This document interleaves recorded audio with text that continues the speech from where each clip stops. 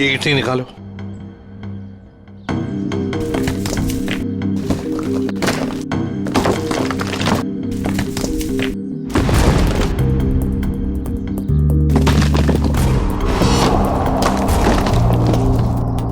तो लगता है लाश को छुपाने की पूरी कोशिश की, लेकिन पूरी तरह से कामयाब नहीं हुआ है। हाँ, छुपाने की तो बहुत कोशिश की है, मगर जरूर कुछ ना कुछ तो भूल गया है वो। कोई ना कोई सुराग तो हमें जरूर मिलेगा। वैसे लाश ज्यादा पुरानी नहीं दिख रही है। एक काम करो, बाहर निकालो इसे आराम से, संभल के।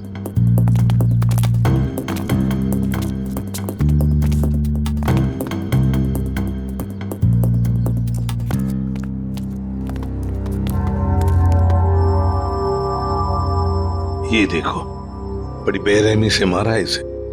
सामने से सीधे चाकू घोंप दिया सीने में। हाँ सर, देख के लगता है कि इसे चीखने चिल्लाने का मौका ही नहीं मिला।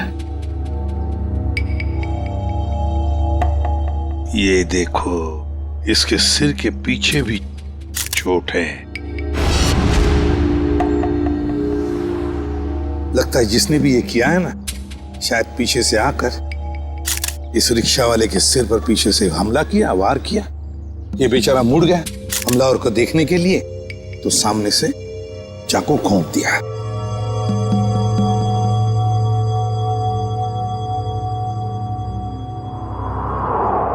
जेब में कुछ भी नहीं। लेकिन सर, कोई रिक्शा वाले को क्यों मारेगा? फ्रेडी, इस रिक्शा वाले को पैसे के लिए तो कोई नहीं मारेगा। हो सकता है इस रिक्शा वाले का किसी के साथ झगड़ा वगड़ा हुआ होगा या आपसी दुश्मनी हो, लेकिन अगर इसकी लाश यहाँ पर है, रिक्शा कहाँ पर होगी?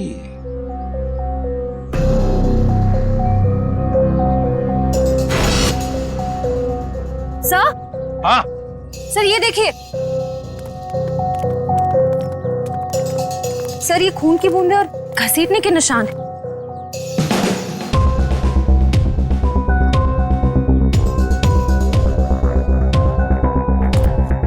ये देखो,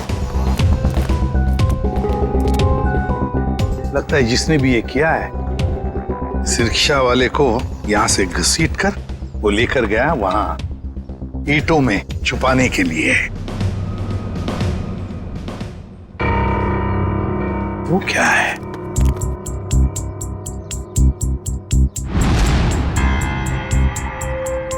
किसी आदमी की घड़ी? अरे ये तो काफी महंगी घड़ी है। शायद रिक्शा वाले की होगी।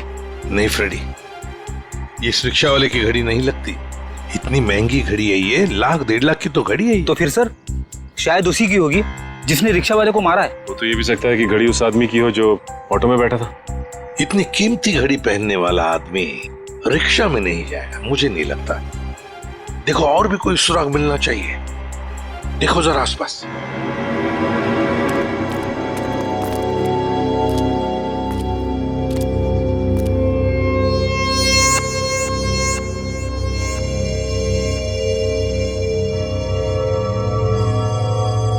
अरे सर, कुछ मिला? हाँ सर, किसी लड़की की ये डायमंड इयररिंग मिली है, यहाँ नीचे गिरी हुई थी। इयररिंग? इसका तो एक ही मतलब हो सकता है, जब ये हादसा हुआ तब कोई लड़की यहाँ पर मौजूद थी। तो खून लड़की ने किया? सचिन, पता नहीं खून किसने किया, लड़की ने या और किसी ने, लेकिन एक बात तो जरूर है कि ये लड़की उस रिक्शा वाले के साथ मौजूद थी। सर, हो सकता है ये लड़की उस ऑटो वाले की सवारी थी। लेकिन लड़की यहाँ ऐसी जगह क्या करने आई थी? कुछ ना कुछ तो और ही चक्कर है।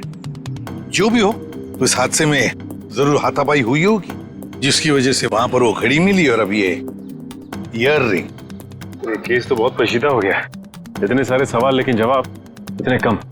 सारे सवालों का जवाब इसी बिल्डिंग में है। इस बिल्डिंग को अच्छी तरह से छान मारते। Let's go.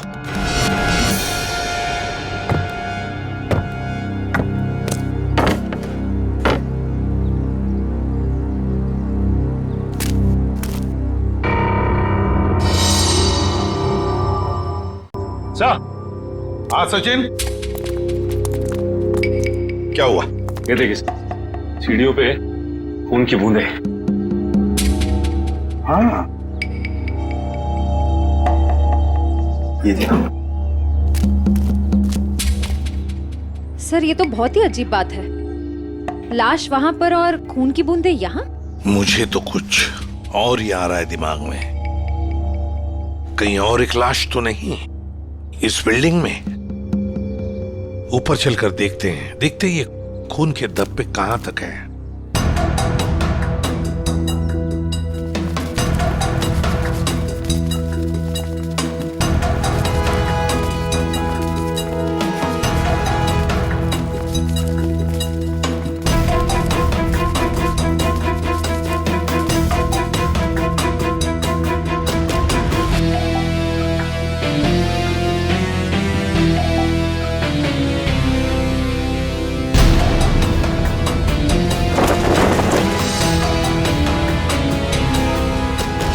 भाई साहब, मैं तो कहता हूँ अभय और विशाखा एक दूसरे के लिए बिल्कुल सही है। दोनों के ख्यालात मिलते जुलते हैं, दोनों का स्वभाव एक है, और वैसे एक साथ स्कूल में पढ़ चुके हैं। बेटा, तुमने हमें बताया नहीं कि तुम अभय को पहले से जानती हो? नहीं पापा, अभय मेरी क्लास में नहीं थे। वो क्या है ना अंकल, हम दोनों की क्लासेस सेम थी पर सेक्शन अलग अलग थे। आप सेक्शन ए में थी और मैं सेक्शन सी में था। बात यह है ना जी, अभय के लिए एक से बढ़कर एक खानदान से रिश्ते आ रहे हैं, लेकिन इसने मना कर दिया है। स्कूल के वक्त से ही आपकी बेटी से प्यार करता है, लेकिन कह नहीं पाया, इसलिए आज मुझे आना पड़ा कहने के लिए। पापा प्लीज, आप मुझे एम्बैरेस कर रहे हैं। नैना और अनुष्का कैसे हैं? स्कूल टाइम से तुम्हारे बेस्ट फ्रेंड हुआ करते थे वो लोग। हाँ, नैना भी बेंगलोर में जॉब कर रही है और अनुष्का की रिसेंटली शादी हो गई है मसूरी में। सुना है बहुत ही खूबसूरत जगह है वो। जी। वैसे तो साउथ अफ्रीका भी बहुत ही सुंदर जगह है। 25 साल पहले हमने हमारे हीरो का बिजनेस वहां शुरू किया था और आज यहाँ तक ले आए उसे। आप लोग बैठिए, मैं आप लोगों के लिए चाय वगैरह लेकर आती हूँ। आप लोग बैठिए, हम आते हैं।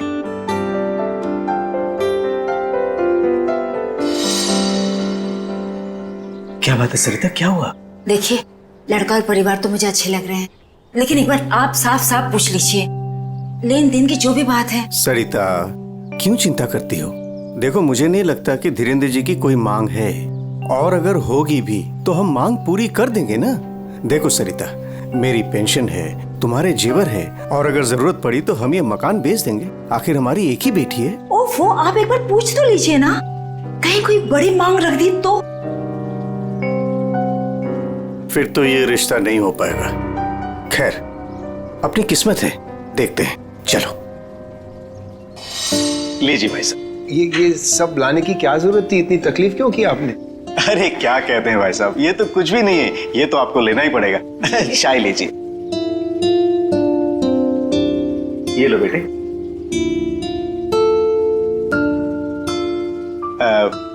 भाई साहब, अगर आप बुरा न माने तो कुछ देर हम लोग बाहर चल के आपस में बात कर लेते हैं। अरे इतने में बच्चे भी एक दूसरे से बात कर लेंगे। अरे ये तो बहुत अच्छी बात है, चलिए।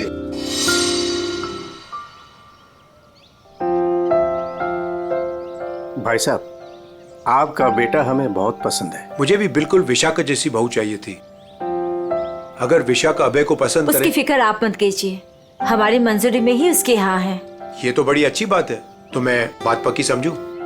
जी जरूर। धीरेन्द्र जी, अगर आपकी कोई मांग हो तो आप मुझे। ये कैसी बात कर ली आप लोगों ने? अरे भाई, भगवान का दिया हुआ सब कुछ है हमारे पास। आपकी बेटी सिर्फ 2 जोड़ी कपड़ों में चाहिए, ये आप कर पाएंगे या नहीं? मुझे समझ में नहीं आता कि मैं आपका ये कर्ज कैसे चुका पाऊंगा। लेकिन हमारी एक शर्त है। शर्त? ये शादी 2 दिनों में हो जानी चाहिए। 2 दिनों में शादी की तैयारियां हम कैसे कर सकते हैं? देखिए, ये हमारी एक ही बेटी है, हम चाहते हैं कि उसकी शादी बड़े धूमधाम से हो, इसलिए थोड़ा अगर आप हमें वक्त दे दे तो। देखिए भाई साहब, मैं आपकी बात समझता हूँ, लेकिन 3 दिनों के अंदर मुझे साउथ अफ्रीका पहुंचना है। सिर्फ मेरे बेटे की वजह से मैं अपना पूरा कारोबार छोड़ के आया हूँ। अगर आप ये नहीं कर पाओगे तो ये रिश्ता नहीं होगा। हाँ? सोच लो आप लोग।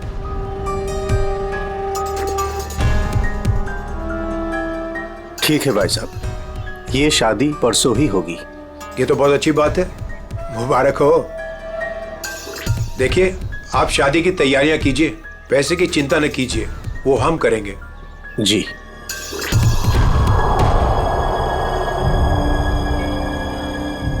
कैसे? तुम चिंता मत करो सरिता, भगवान की जो मर्जी है वही होगा। चलो शादी की तैयारी करते हैं।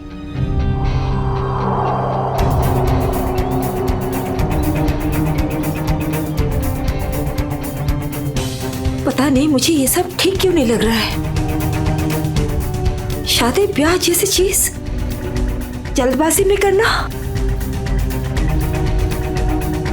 कहीं हम गलत निर्णय तो नहीं ले रहे?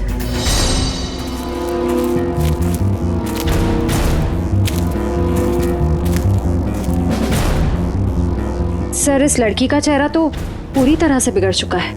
इसकी पहचान करना बहुत मुश्किल होगा। तो सर, लड़की के पास से ना ही कोई आइडेंटिफिकेशन मिला है, ना ही कोई मोबाइल। तो लाश को देख के लगता है कि इसकी और उस ऑटो ड्राइवर की मौत लगभग एक ही वक्त हुई है सर।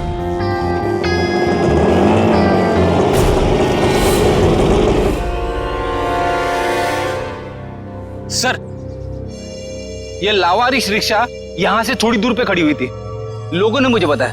और सर, ये रहे रिक्शा के पेपर्स।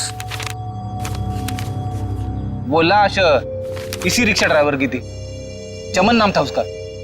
और सर, ये फोटो भी लगी उसकी। हाँ, चमन खुद मालिक था इस रिक्शा का। और कुछ मिला?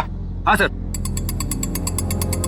मोबाइल मिला है सर, लेकिन सर बैटरी डाउन है इसकी। ठीक है, कोई बात नहीं, इसमें से हमें बहुत कुछ इंफॉर्मेशन मिल सकती है।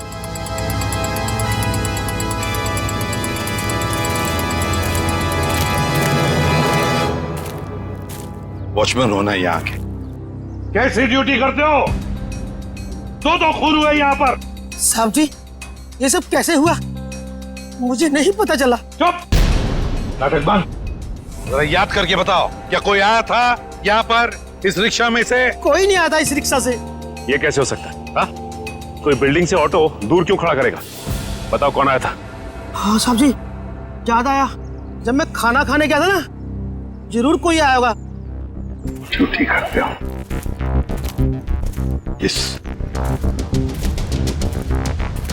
इस चमन की पूरी कुंडली निकालो। अभिजीत सर, वो ऑटो वाले के फोन की डिटेल मिल गई है सर। ये 11 बजे के करीब ममता नगर से निकला और 11:30 बजे जेल स्टेशन पे पहुंच गया। ये MG road under construction building पे कब पहुंचा? सर 12:30 बजे। जेल स्टेशन से सवारी लेने के बाद 12:40 पे उस जगह पे मिला था जहां पे वो ऑटो खड़ा मिला था। मतलब जेल स्टेशन से उसने सवारी उठाई। तो फिर अभिजीत, उस वक्त दो मोबाइल फोन होंगे उस रिक्शा में, एक रिक्शा वाले का और शायद इस सवारी का भी। हाँ सर, मोबाइल कंपनी वालों ने बताया कि रिक्शे वाले के मोबाइल के साथ साथ एक और मोबाइल ट्रैवल कर रहा था। जयवंती और पेटी लगे हैं उसका डिटेल निकालने में। चलो अच्छा। अब देखना यह है कि सर वो सवारी विक्टिम थी या मुजरिम। सर, हाँ सर, वो जो ऑटो की सवारी का मोबाइल नंबर था वो दिल्ली का नंबर है और किसी करिश्मा के नाम पे रजिस्टर्ड है। दिल्ली? अच्छा, इस करिश्मा के बारे में और कुछ पता चला? नहीं सर, और कुछ डिटेल्स तो अभी पता नहीं चल पाए हैं। ये तो पता चला होगा कि उसने आखिरी कॉल किसको किया। किसी लैंडलाइन नंबर पे किया था आखिरी कॉल। पोपटवाड़ी का कोई उदय कुमार है। पोपटवाड़ी, उदय कुमार। पंकज, काम करो, इस दिल्ली वाली करिश्मा के सारे डिटेल निकाल लो, पूरे के पूरे डिटेल। और अभिजीत, इस पोपटवाड़ी के उदय से मिल लेते हैं, पता तो चले ऐसी भी क्या बातें हो रही थी करिश्मा और उसके बीच में। इसका चेहरा तो बहुत बुरी तरह से बिगड़ गया है, एकदम तहस नहस हो गया है। सर, इनके फेस को हम रिकंस्ट्रक्ट नहीं करवा सकते? बहुत मुश्किल काम है तारिका, बहुत वक्त लगेगा। हाँ, लेकिन एक बात जरूर पता चल गई। ये पता चल गई कि ये काम क्या करती थी। क्या काम? तारिका, ये लड़की एक नर्स थी। नर्स? नर्स? ये देखो, ये देख रहे हो, ये इसकी उंगलियों पर और ये अंगूठे पर ये कॉल। ये निशान तो ज्यादातर उन्हीं लोगों के हाथों में होता है ना जो दूसरों को इंजेक्शन देते हैं। एग्जैक्टली तारिका। अब मुझे लगता है ये खून या तो किसी बदले की भावना से किया गया है या फिर कोई प्यार व्यार का चक्कर? प्यार व्यार का चक्कर? तुमको ऐसा लगता है तो तुम फोरेंसिक आते ही क्यों? तुम अब से मत आया करो हमारे लैब में प्लीज। हाँ अरे ये क्या? हाँ। और अभिजीत, तुम्हारे और मेरे बीच में जो भी था ना वो खत्म। प्यार का चक्कर। सीआईडी से आए। सीआईडी? यहाँ सब कुछ ठीक तो है ना? देखिए आप फिक्र मत कीजिए, हमें पता है आपके घर में शादी का रस्म चल रहा है, लेकिन देखिए बात कुछ ज्यादा नहीं है, सिर्फ 2 मिनट की बात है। एक बात बताइए, कल लैंडलाइन पे कोई अनजान फोन आया था आप? हाँ, मेरी बेटी विशाखा ने फोन उठाया था। जरा बुलाइए ना विशाखा को। विशाखा बेटी 1 मिनट इधर आना। हाँ जी 1 मिनट। जी पापा। बेटे ये हाय विशाखा, शादी मुबारक हो। Thank you. हम सीआईडी से हैं, मैं इंस्पेक्टर श्रेया। कल सुबह 10 बजे लैंडलाइन पे एक कॉल आया था। जी आया था। किसका फोन था? किसी करिश्मा का फोन था, बट मैं उसे नहीं जानती। अगर तुम उस लड़की को नहीं जानती हो तो उसने तुम्हें क्यों कॉल की? दरअसल वो मुझसे मिलना चाहती थी, पर मैंने उसे मना कर दिया। तुम तो कह रहे हो तुम उसे जानती तक नहीं, फिर भी वो तुमसे बात करना चाहती थी। कोई ना कोई तो वजह जरूर होगी, हैं? बताओ। शायद वो मेरी शादी के बारे में कुछ बात करना चाहती थी। क्या क्या बात करना चाहती थी? कुछ बताया उसने? जी तब तक तो मुझे भी नहीं पता था कि मेरी शादी होने वाली है। वो शायद मेरी पिछली शादी के बारे में बात करना चाहती थी। मतलब विशाखा, तुम्हारी पहले भी एक शादी तय हो चुकी थी जो टूट चुकी है। देखिए प्लीज, अगर इस बारे में इस वक्त बात न करें तो अच्छा होगा। बड़ी मुश्किल से उस सदमे से ये उभर पाई है। प्लीज। पापा इट्स ओके, मुझे उस बात से कोई फर्क नहीं पड़ता है। पर आप इस फोन कॉल के बारे में मुझसे इतने सवाल क्यों पूछ रहे हैं? दरअसल बात यह है कि करिश्मा नाम की उस लड़की का। एक मिनट में समझाता हूँ। देखिए ये करिश्मा जिसने फोन किया था यहाँ पर, हम उससे मिलना चाहते हैं एक केस के सिलसिले में। ये करिश्मा कोई मुजरिम है क्या? क्या इसने कोई जुल्म किया है और ये मुझसे क्यों बात करना चाहती है? देखो करिश्मा मुजरिम है या नहीं ये अब तक तय नहीं हुआ है। खैर छोड़ो, आप लोग शादी की तैयारियां करो। और विशाखा, हम सब की तरफ से शादी मुबारक हो। Thank you.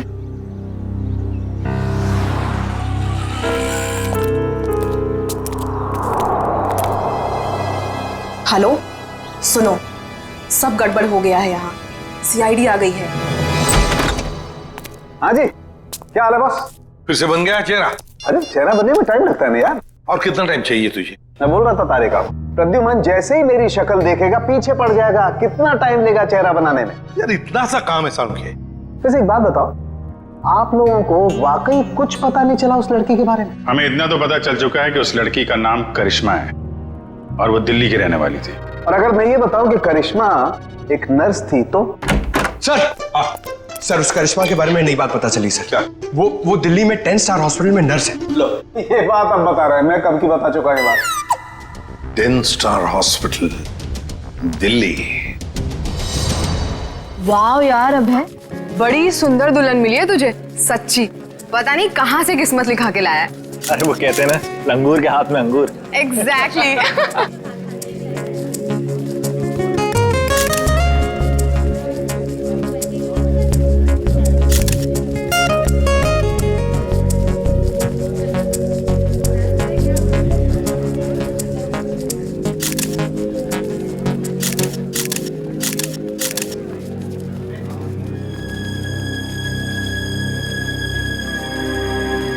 उदय जी आप रो रहे हो, सब ठीक तो है ना? ये तो खुशी के आंसू हैं। आज अपने बेटी को दुल्हन बना जो देख पा रहा हूं मैं, इसलिए। आपसे कुछ बात करनी थी। हाँ हाँ तो कहिए ना। यहाँ कहना ठीक नहीं होगा, जरा अंदर चलिए ना। क्यों, हमसे शादी में कुछ कमी रह गई है क्या? नहीं, वो सब ठीक है, A1। देखिए सारे मेहमान आ रहे हैं, अगर हम यहाँ से चले गए तो कुछ परेशानी हो जाएगी। फेरे हो जाए, उसके बाद दोनों बैठ करके बातें करते हैं। देखिए मेहमानों को छोड़िए, आप अंदर चलिए, वरना ये शादी नहीं होगी।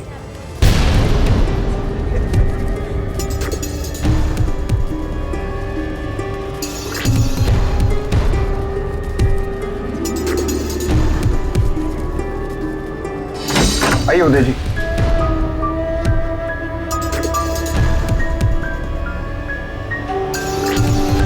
धीरेन्द्र जी, बात क्या है आप बताइए ना। देखिए मेरी परेशानी बढ़ती जा रही है। अरे भाई, परेशान होने की कोई बात नहीं, एक छोटी सी रिक्वेस्ट है। कैसी रिक्वेस्ट? आपको याद है मैं आपके घर आया था आपकी बेटी को देखने, और मैंने आपको कहा था मुझे दहेज बिल्कुल नहीं चाहिए। जी मुझे अच्छी तरह से याद है, आपने कहा था कि आपको दहेज नहीं चाहिए। तो अब क्या चाहिए आपको? मैं अपनी जुबान का पक्का हूँ, कहा ना दहेज नहीं चाहिए, दहेज नहीं लूंगा। हाँ मगर आपको दहेज नहीं चाहिए तो क्या चाहिए?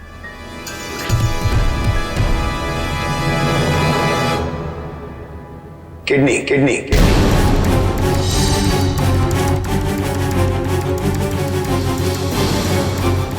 किडनी? पर किसकी? मैं शायद आपको बताना भूल गया कि मेरी तबीयत दरअसल ठीक नहीं रहती, और जल्द से जल्द अगर किडनी ट्रांसप्लांट नहीं हुआ तो मैं ज्यादा दिन नहीं बच पाऊंगा। Kidney transplant? देखिए, आपकी बेटी की शादी है और कुछ ही दिन बाद उसका ससुर यानी कि मैं मर जाए तो आपको कैसा लगेगा? पर धीरेन्द्र जी, मैं अपनी किडनी कैसे, मेरा मतलब। मैंने पूरा पता लगा लिया है, हम दोनों की किडनीज मैच होती हैं। अच्छा, तो इसका मतलब ये शादी ब्याह ये सब ढोंग है। दरअसल आपको मेरी किडनी चाहिए, इसलिए आपने ये सब। अब फेरों में 2 घंटे और, बहुत समय आपके पास, सोच लीजिए। और वैसे भी हम दोनों एक परिवार का हिस्सा बनने जा रहे हैं, तो एक परिवार वाले का फर्ज बनता है दूसरे परिवार वाले की जान बचाने का।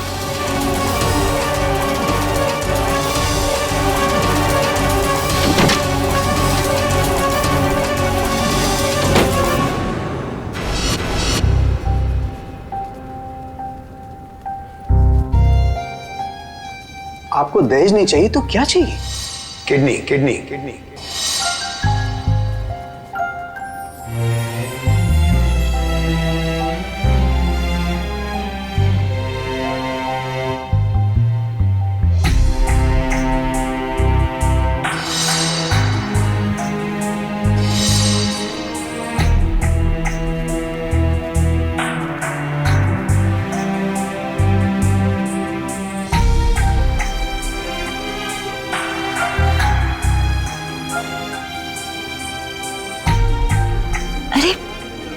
कहाँ चले गए थे आप? कुमार साहब आए हैं अपनी पत्नी के साथ, वो आपको ढूंढ रहे थे। सरिता, आओ मेरे साथ, 2 मिनट तुमसे बात करनी है। चलो।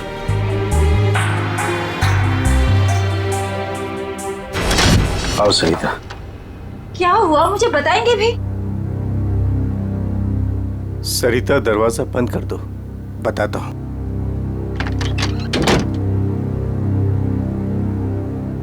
अभी तो बताइए, मुझे बहुत घबराहट हो रही है। धीरेन्द्र जी ने मुझसे कुछ मांगा है। पता था मुझे कि ये शादी दहेज लिए बिना हो ही नहीं सकती। वैसे कितने पैसे मांगे हैं उन्होंने? नहीं, उन्होंने मुझसे पैसे नहीं मांगे। तो फिर? सरिता, उन्होंने मुझसे मेरी किडनी मांगी है। किडनी? हाँ सरिता। हे भगवान, इसका मतलब ये सब शादी वादी ढोंग है। वो आपकी किडनी लेना चाहते हैं? मुझे भी यही लग रहा है। ये अचानक से उनका मेरे घर आना, फिर 2 दिन में शादी, और अब ये सब कुछ। सरिता, मुझे तो इसमें बहुत बड़ी साजिश लग रही है। तो क्या अब हमारी विशाखा की शादी फिर से टूट जाएगी? अगर मैंने किडनी नहीं दी तो ऐसा ही होगा। ना सरिता, तुम मत रो।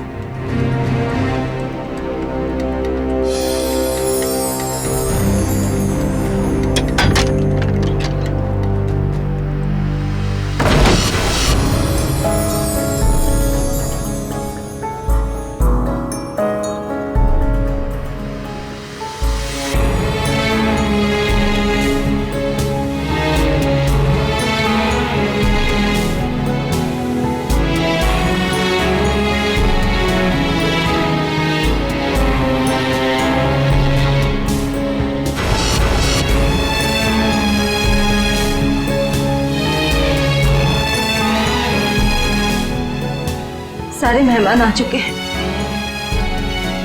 और अगर इस बार भी हमारी विशाखा की शादी नहीं हुई तो वो पूरी तरह टूट जाएगी।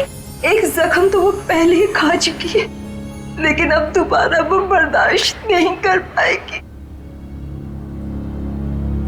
मैं जानता हूं सरिता, तुम ठीक कह रही हो, इसलिए मैंने सोच लिया है, मैं अपनी किडनी दूंगा। हाँ सरिता। नहीं, अगर आपने किडनी दे दी तो आपका क्या होगा? मुझे कुछ नहीं होगा सरिता। और वैसे भी इंसान के शरीर में 2 किडनियां होती है जिससे उसका शरीर चलता है, लेकिन फिर भी इंसान एक किडनी के सहारे जी सकता है। मुझे ये सब कुछ ठीक नहीं लग रहा है। अगर कुछ ऊंच नीच हो गई तो मैं आपको खोना नहीं चाहती हूँ। नहीं सरिता, मुझे कुछ नहीं होगा, और अगर मुझे कुछ हो भी गया तो कम से कम मेरी आत्मा को ये सोचकर संतुष्टि तो मिलेगी ना कि मैंने अपनी बच्ची की खातिर उसके पैदाइश से लेकर के उसकी शादी तक सब कुछ किया। प्लीज।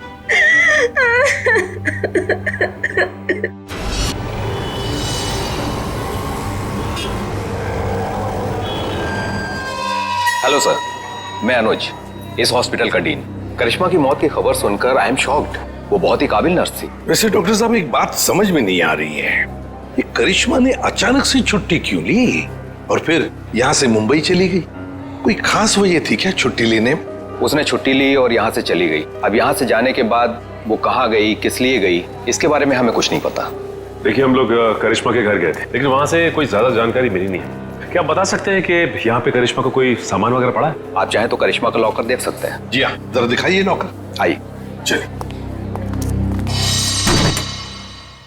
अरे सर, इस लॉकर को देखकर मुझे मेरी नानी की अलमारी याद आ गई। वो भी अपना सारा सामान ऐसे ही ठूस ठूस के रखती थी। सर, ये तो किसी मरीज की मेडिकल रिपोर्ट है। किसकी फाइल है ये? दे उदय कुमार। उदय?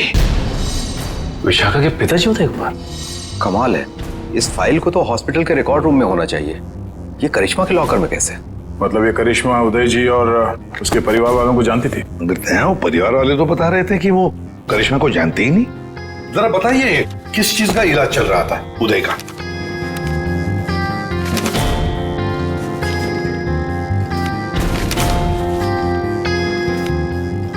क्या डॉक्टर साहब, आपके चेहरे का रंग उड़ा हुआ क्यों है? उदय जी को फूड पॉइजनिंग थी और उनके सारे टेस्ट किडनी के करवाए गए हैं। क्या? यार ये क्या चक्कर है? नहीं दया, कुछ ना कुछ तो गड़बड़ जरूर है, कुछ ना कुछ तो गड़बड़ है। अच्छा डॉक्टर साहब, इस करिश्मा का बर्ताव कुछ अजीब लगा आपको? मतलब कुछ गड़बड़ लगा आपको कभी? नहीं, ऐसा तो कुछ भी नहीं लगा। सर, ये देखिए। माय गॉड, तो ये बात है। क्या बात है उदय? अरे डॉक्टर चंद्रप्रकाश, आओ आओ, बैठो बैठो। ये अचानक क्या बात करना चाहते हो तुम मुझसे? और भाभी जी क्यों रो रही हैं? शादी में कोई मदद वगैरह चाहिए? डॉक्टर, शादी की कोई बात है ही नहीं। अच्छा, तुम ये फाइल मेरी देखो ना, मेरी मेडिकल फाइल। ये फाइल चेक करके बताओ कि क्या मैं अपनी एक किडनी डोनेट कर सकता हूँ? उदय, तुम्हारी बेटी की शादी हो रही है और इस वक्त तुम्हें ये सवाल सूझ रहा है? डॉक्टर, शादी न रुके इसलिए तो मैं ये बात पूछ रहा हूँ तुमसे। बताओ ना। क्या मतलब है? मतलब मैं बाद में तुम्हें समझाऊंगा। तुम पहले मुझे ये बताओ कि मैं एक किडनी के सहारे जी सकता हूँ या नहीं। बताओ डॉक्टर, मुझे प्लीज बताओ ना।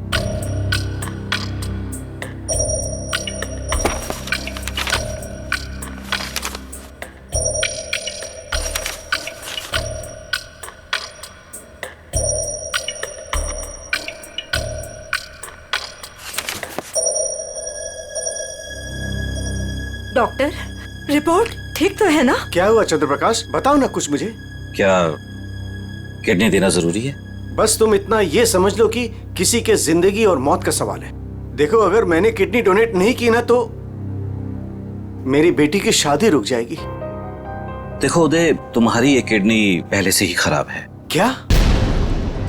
सरिता, मुझे तो आज तक ये प्रॉब्लम कभी महसूस ही नहीं हुआ। कैसे किडनी फेलियर हो सकता है? क्योंकि उदय, तुम्हारी बॉडी दूसरी किडनी से फंक्शन कर रही है। आई एम सॉरी, अगर तुमने ये दूसरी किडनी भी डोनेट कर दी तो क्या? तो तुम्हारा बचना नामुमकिन है। ये तुम मेडिकली फिट नहीं हो। देखो, ऐसा मत कहो डॉक्टर, मुझे ये किडनी दान करनी ही पड़ेगी किसी भी हालत में। डॉक्टर प्लीज जरा चेक करके बताओ, कोई तो रास्ता निकालो।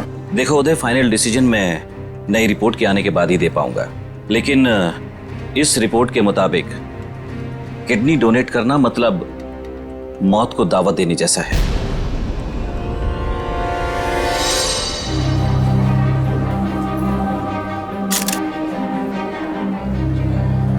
आओ। क्या हुआ माँ? आप परेशान लग रही हैं। नहीं, ऐसी कोई बात नहीं। फेरे का समय हो गया है, आओ।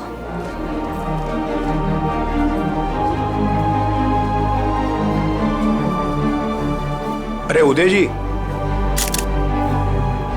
आप ही को ढूंढ रहा था। फेरे लगवाएं या फिर मैं बारात वापस?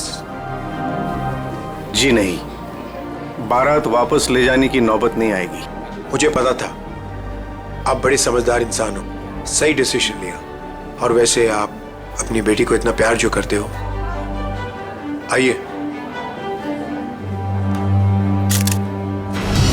यकीन नहीं आ रहा है दया, शादी के नाम पे ऐसी सौदेबाजी।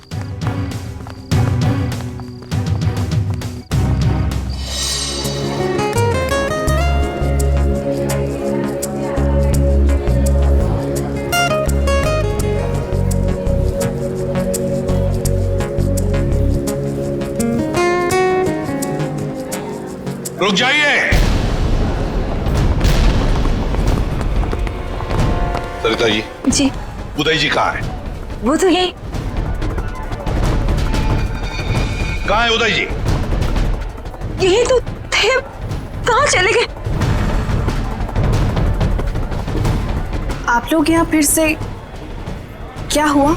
हमारा उदय जी से बात करना बहुत जरूरी है, जरा बुलाइए उन्हें। उदय जी।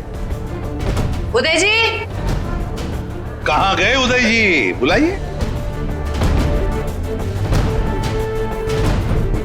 मम्मी, पापा कहाँ चले गए? आपके पापा कहाँ हैं? इसका जवाब अब ये देंगे धीरेन्द्र जी। क्यों धीरेन्द्र जी, जवाब देंगे ना? मुझे कुछ नहीं पता।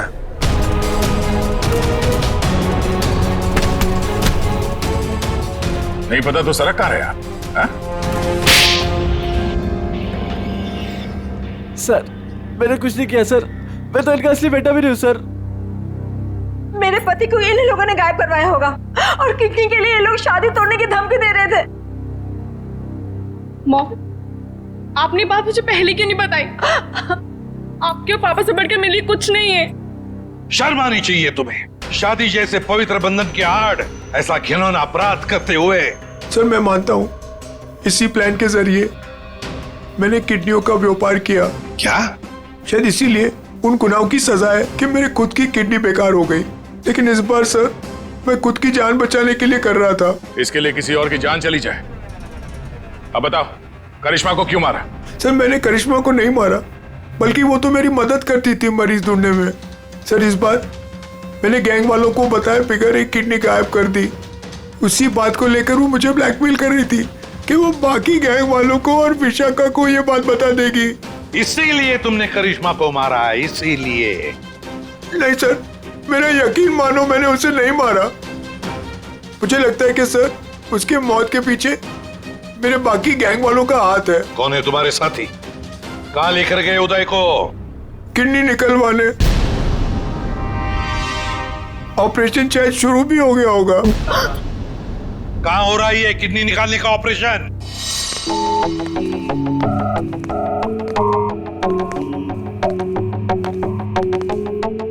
चल डॉक्टर, ऑपरेशन शुरू कर। देखो, तुम जो ये कर रहे हो ना, ठीक नहीं कर रहे हो। बकवास बंद कर और अपना काम कर जल्दी।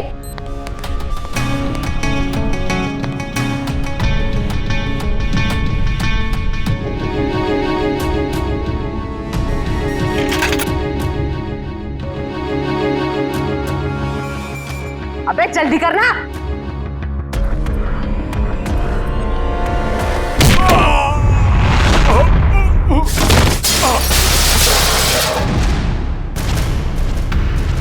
कौन है वहां? कौन है?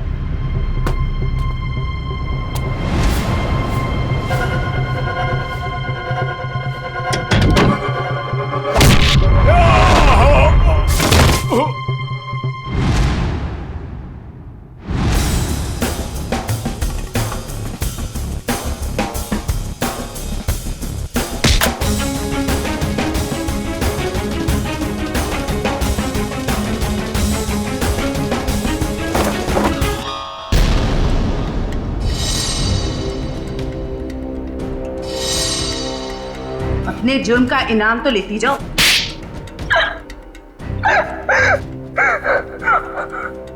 ये सारा षड्यंत्र हमने सिर्फ लोगों की किडनियां हथियाने के लिए किया है। ये सब पता है हमें। ये बताओ करिश्मा को क्यों मारा तुम?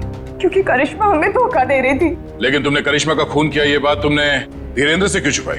ताकि जब धीरेन्द्र किडनी ट्रांसप्लांट के लिए ऑपरेशन थिएटर में आए तो वहां उसे आराम से मार सके, ताकि वो खून ना लगकर एक हादसा लगे। और उदय की किडनी तुम ऊंचे दाम में बेचना चाहती थी, क्योंकि उदय का blood group Bombay blood group है, एक रेयर ब्लड ग्रुप है ना? यही प्लान था सर, लेकिन आप सीआईडी वालों की वजह से वो सब चौपट हो गया। करिश्मा का खून और कितने सारे मासूम लोगों की किडनियों की चोरी, तुम्हें तो फांसी ही होगी। इतना काफी है तुम्हें फांसी के फंदे तक पहुंचाने के लिए। जयवंती, ले जाओ इसे। सर।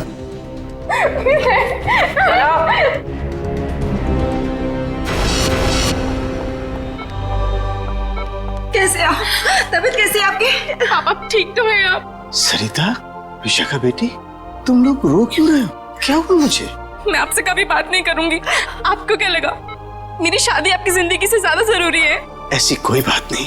दरअसल मैं और सरिता, हम तो सिर्फ तुम्हारी खुशी चाहते हैं बेटे। मेरी खुशी आपसे है, आपसे है। माना बाकी लड़कियों की तरह मेरा भी सपना है कि मेरा भी एक अच्छा पति हो, लेकिन वो पति मुझे अपने पिता की कीमत पर बिल्कुल नहीं चाहिए। देखा उदय जी, आपकी बेटी विशाखा कितनी समझदार है, सियानी है और सही बोल रही है।